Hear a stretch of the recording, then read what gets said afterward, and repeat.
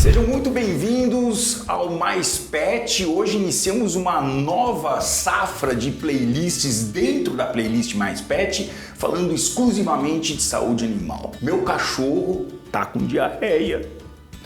Já vermifuguei e continua com diarreia. Me acendeu uma luz vermelha. Nós temos viroses com alto potencial contagioso e que inclui parvovirose e sinomose, que levam à morte se não cuidados. E hoje nós vamos falar de uma dessas doenças. Estou com a Fernanda, estou no SOS Animal aqui em São Roque, um hospital, nosso parceiro Fábio.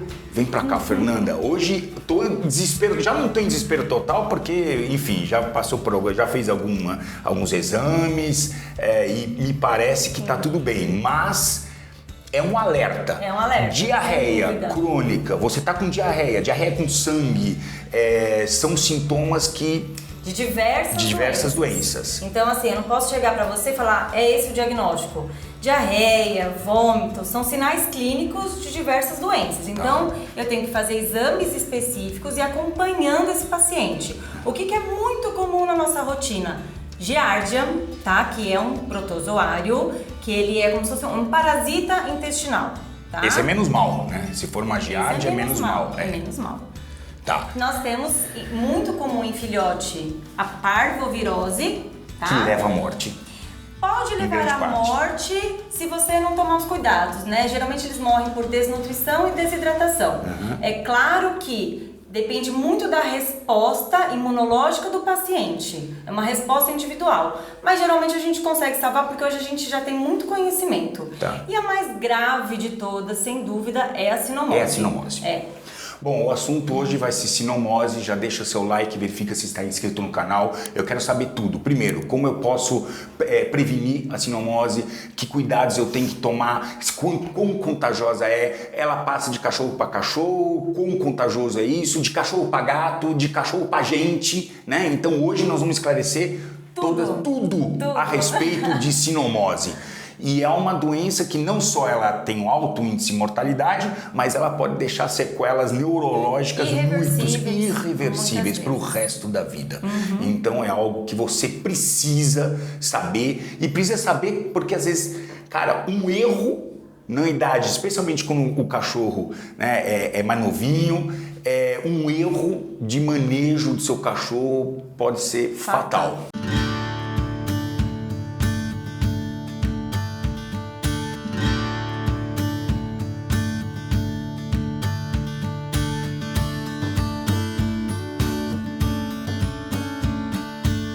Bom, vamos começar. Vamos começar. A sinomose é uma doença infecto-contagiosa de cão para cão, não só lobo-guará, né? Canídeos. Também animais silvestres, mas na nossa rotina de pets, por exemplo, o gato não vai pegar. Tá. Eu tenho um cachorro infectado com sinomose, ele não passa pro gato. Não passa pra gente. Não, é um vírus de canídeo mesmo. Cão. Tanto que se chama sinomose canina. Tá. Né? Então vamos lá, é um vírus, a transmissão ela geralmente pega, né, pelo focinho, né, vou falar de uma forma bem didática, tá no ambiente. A gente compara com o vírus do coronavírus, Covid-19. Tá. A transmissão, o vírus está lá. O animal que está desprotegido, tá? E por isso que a gente força muito com os protocolos corretos, porque a falta de informação ela é a pior coisa que pode acontecer. Por que o animal pega a doença? Geralmente é uma falha no protocolo vacinal. A gente tem que prevenir. Isso tem que ser vacinado, tem que ser aquela V10 que reforça todo ano, é isso? ou V10, exatamente. Que tem que dar todo ano. Não necessariamente. Aí a gente entra para uma discussão que eu adoro falar particularmente. A gente tem que fazer a vacinação quando filhotinho, são 3 ou 4 doses.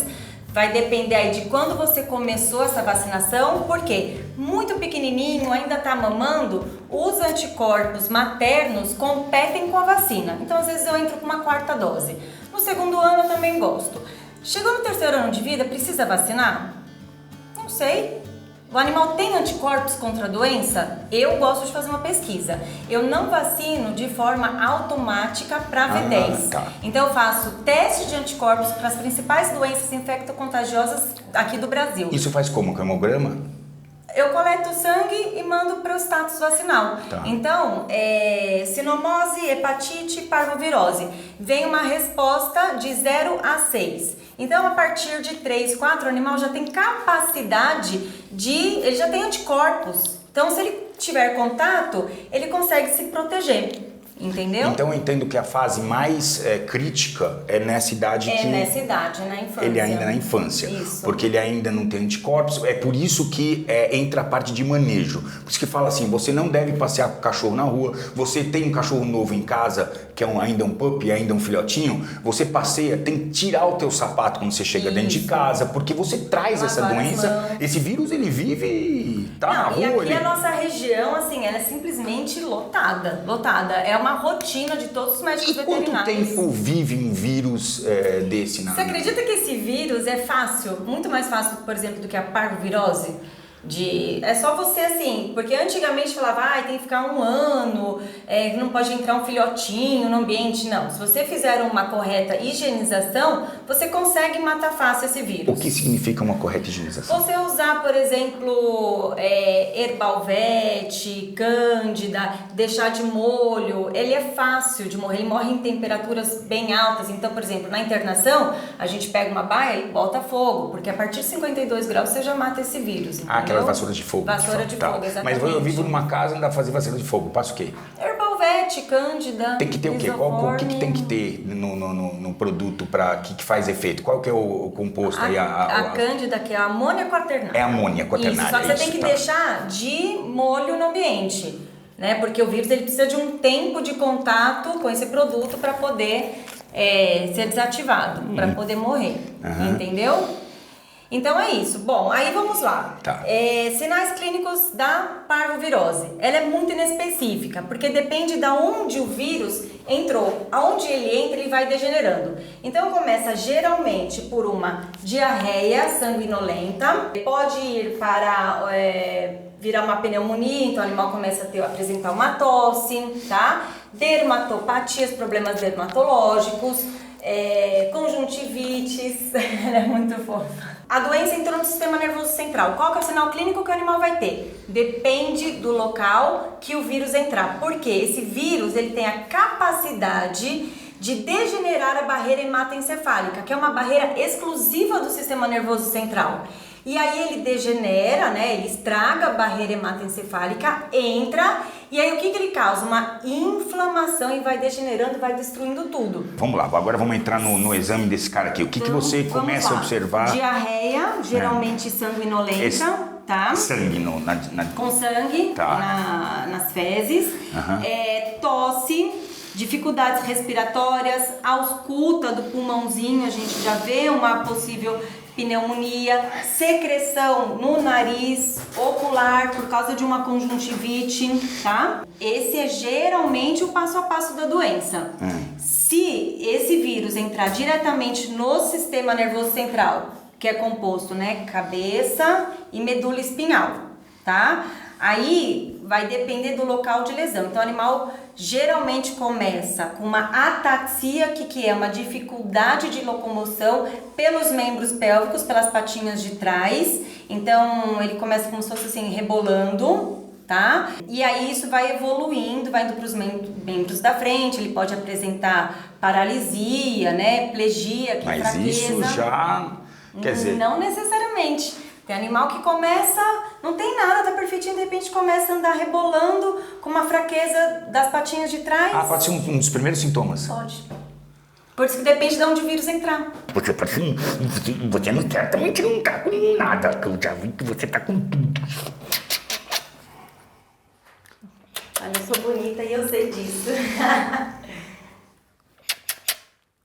Então, ver nível de hidratação, se o animal ele está normocorado, tá bom? Eu acho que vai ser muito difícil de te examinar. Temperatura, auscultar o coração, o pulmão. E aí, ela vai me ajudar a fazer o exame neurológico. Eu começo sempre de frente para trás, eu vou pedir para você segurá-la Tá. pra gente conseguir fazer. Então eu vou testar primeiro todos os pares de nervos cranianos, tá bom? Então, importante, essa resposta animal até 4 meses às vezes não tem adequada porque o sistema nervoso central não está totalmente maduro, tá? Mas eu vou fazer o teste de reação, ameaça, o animal tem que piscar, tá? Em filhote sempre vê, né, essa fontanela tá fechada, que é a calota craniana. A gente vê se o animal apresenta um estrabismo, porque é uma doença que eu posso ter, o animal fica meio vesgo, né?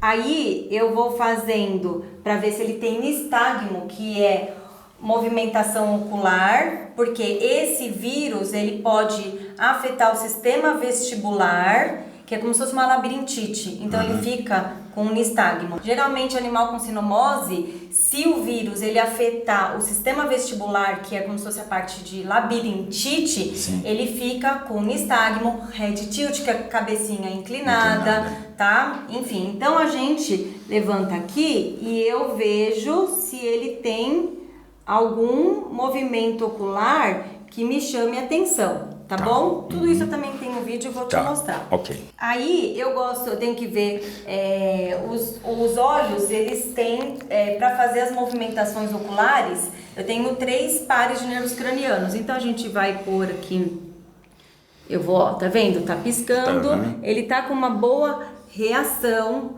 Ó, nervo facial, que ele pisca. Eu olho para o animal, traço uma linha média e vejo se ele tem assimetria entre os lados, se ele tem pitose, que é queda do olho, focinho, boca, tá bom?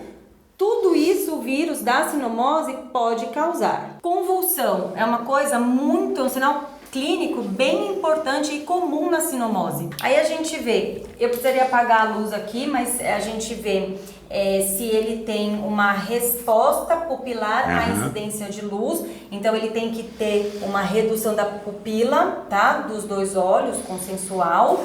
Um teste que a gente faz fechando os olhinhos e tem que incomodar. Eu tô colocando a pinça lá dentro, então ela tem que, né, ou lamber. Então, por que eu fecho os olhos? Pra não enxergar, porque senão... Ah, incomodou! Isso é bom sinal, você incomodou. E a gente testa o nervo olfatório também, porque essa doença também às vezes causa vai atacar esse nervo e eles não sentem um cheiro. Eu gosto de fechar os olhos e mostrar um biscoitinho aqui, tá? Porque aí vai...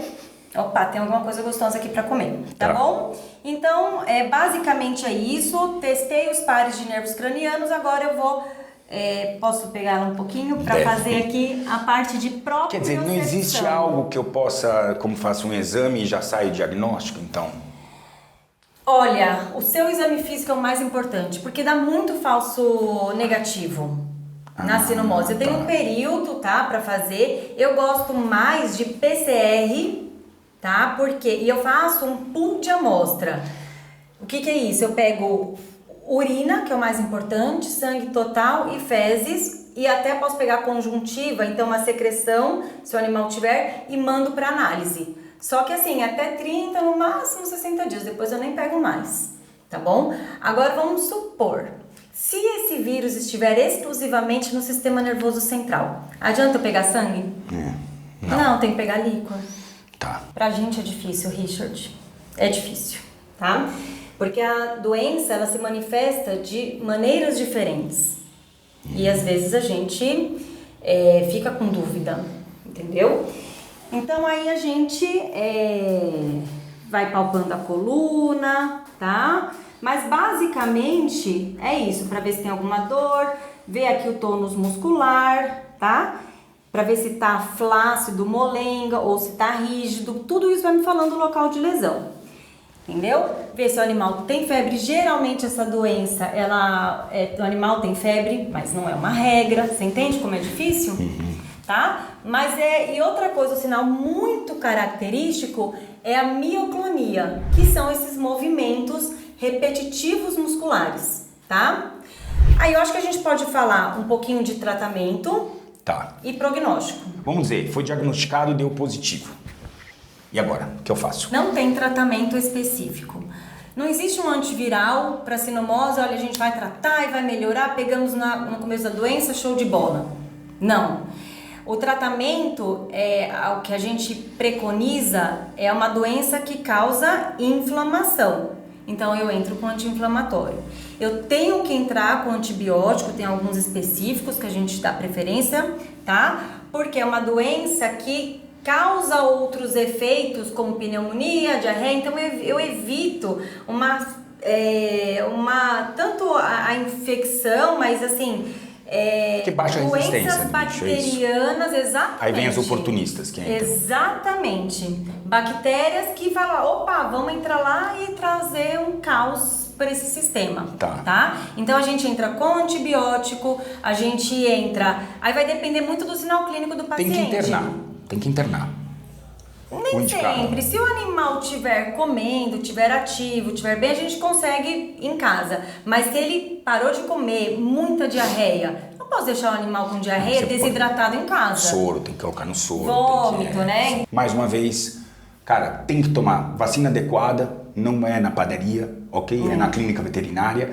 E tem que ter protocolos, especialmente quando você está com um bebezinho dentro de casa, tem que ter protocolos sanitários para que você não traga essa doença para dentro de casa. É isso. Tá com um bebê dentro de casa, tem que ficar atento porque esses caras aqui vão tomar a primeira vacina deles, normalmente, sei lá, 45 dias começam, é isso? 45 né? dias, Com a geralmente, pup, quanto mais 30 melhor. com a pup entra, 30 dias, né? A pup, 30 dias. Depois, isso, e aí, 45 enfim, é uma média.